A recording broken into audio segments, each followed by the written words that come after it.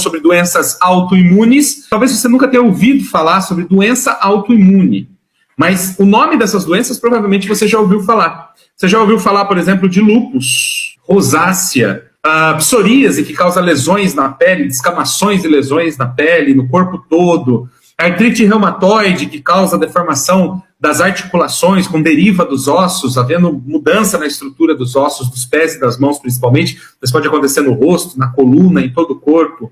Talvez você já tenha ouvido falar, por exemplo, de síndrome de Crohn, que também tem um fator autoimune. Talvez você já tenha ouvido falar de asma. E asma também tem um fator autoimune que interfere. Bom, são muitas doenças autoimunes que as pessoas enfrentam, e talvez você já tenha ouvido falar de algumas delas. Elas todas têm uma coisa em comum. O sistema imunológico, que é o nosso sistema de defesa, as células brancas de defesa do nosso organismo, os linfócitos, que são células de defesa que produzem anticorpos no nosso organismo, eles começam a atacar o nosso corpo. E aí o seu organismo começa a atacar alguma parte do seu corpo. Em algum momento, alguma coisa pode ser atacada. Qualquer parte do seu corpo, na verdade, pode ser atacada. Qualquer parte do seu corpo pode sofrer uma lesão autoimune, certo? Mas tem aquelas que são mais clássicas, mais específicas, que a gente mais conhece por aí. Por que isso acontece? Acontece por uma má configuração do nosso material genético. O nosso DNA se confunde e ela acaba produzindo anticorpos contra partes do nosso próprio corpo. Isso não é nada legal, porque isso compromete as funções do organismo. E os tratamentos para as doenças autoimunes, eles são muito caros e altamente tóxicos.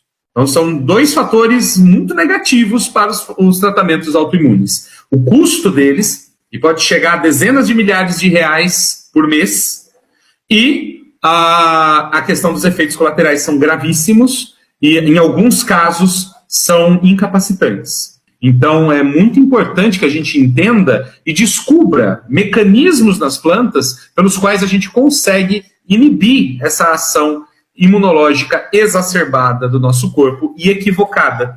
Dentro desse universo de plantas, a gente tem dois grupos de plantas. Você tem aquelas que são imunomoduladoras e você tem aquelas que são imunossupressoras. As imunomoduladoras, elas equilibram a atividade do seu sistema imunológico. Então, nem muito para cima, no caso de uma alergia, por exemplo, nem muito para baixo, no estado onde você fica doente. Ela vai manter o equilíbrio do sistema imunológico. Isso é uma planta imunomoduladora.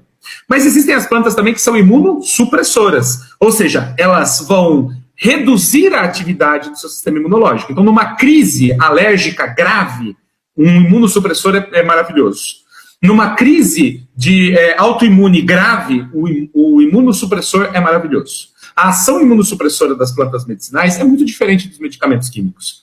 Os medicamentos químicos, eles têm a tendência de matar o seu sistema imunológico para que ele não reaja. E as plantas medicinais, elas simplesmente reduzem a atividade. Controlam essa atividade exacerbada. Então, o imunomodulador pode ser usado sempre, o tempo todo. E os imunossupressores, eles podem ser reservados para aqueles momentos de crise, de pico, certo? Qual é? Então, por exemplo, meu filho está inchando porque tomou uma picada de abelha e ele é alérgico. O que eu faço? Imunossupressor nele, em grande quantidade. Ah, não, mas eu estou com uma alergiazinha, porque não sei o que. Imunomodulador. Eu tenho uma doença autoimune e está controlada. Imunomodulador. Eu estou com uma doença autoimune e estou em crise. Imunossupressor.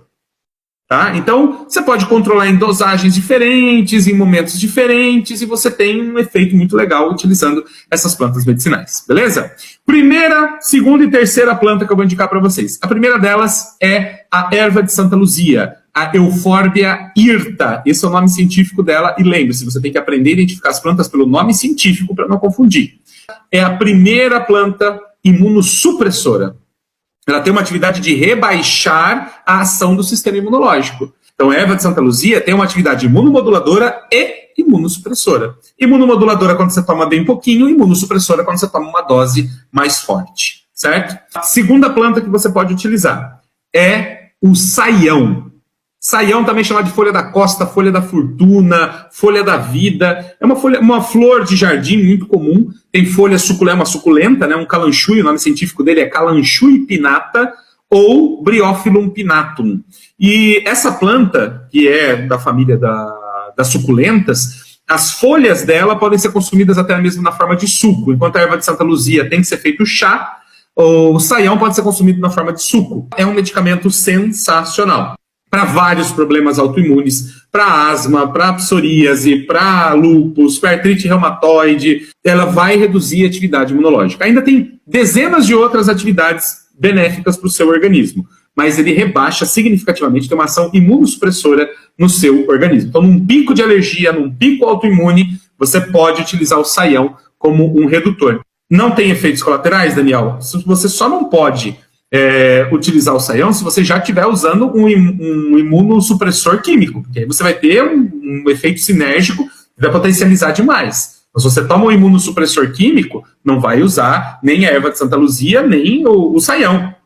Ah, mas eu estou usando o meu imunossupressor e não estou tendo resultado. Então, talvez seja a hora de você pensar em como substituir o seu imunossupressor químico por plantas medicinais. Terceira planta, e esse é um ótimo imunomodulador, vai controlar a atividade do sistema imunológico, é o açafrão. E, apesar de ser um imunomodulador, ele tem uma ação que é controlar, reduzir a atividade de anticorpos, presta atenção, ele reduz a atividade dos anticorpos, que atacam, por exemplo, a tireoide, que atacam as cartilagens, ele reduz essa atividade, que é a atividade específica do sistema imunológico, ele controla, e ele aumenta a atividade fagocitária. A atividade fagocitária é a atividade que a sua célula branca de defesa do organismo, ela tende a engolir as bactérias, os vírus, os fungos, ela come. Ela dobra por cima e engole o vírus, o fungo, a bactéria. Essa atividade é chamada de fagocitose. E quando você está numa infecção, o que você mais quer é que as suas células estejam ótimas fazendo fagocitose. E o açafrão, ele é importante por causa disso. Ele aumenta a fagocitose, que não tem nada a ver com o processo autoimune, e ele reduz a atividade específica, que são os anticorpos que atacam o organismo. Olha que planta maravilhosa, gente. 3 plantas que você pode utilizar. 3 plantas sensacionais para o seu tratamento, seja para doenças autoimunes, seja para casos de alergia grave. Nesses 2 casos, você tem resultados incríveis utilizando as plantas medicinais. Quais são os efeitos colaterais, Daniel? Se você usar na dose terapêutica, nenhum. Se você exagerar, obviamente, não, eu vou tomar um monte. Só pode aumentar a dose em caso de crise. Só pode aumentar a dose em caso de crise. Por quê? Porque a gente não pode exagerar também. Então, se você usar nas doses adequadas, da forma correta, você vai ter resultados impressionantes. Quanto mais você conhecer as plantas medicinais, melhores resultados você vai ter. Mais segurança você vai ter para fazer os tratamentos, mais você vai conhecer sobre a toxicidade das plantas, a ação delas no organismo, né, os benefícios que elas trazem, os riscos que elas podem trazer, de que forma é a melhor forma de utilizar, que plantas eu posso combinar. E se eu tenho 2, 3 problemas ao mesmo tempo, como é que eu faço? Né? Então, em todos esses casos, somente o conhecimento vai libertar você para uma vida feliz e saudável, sem ter que depender de medicamentos químicos cheios de efeitos colaterais.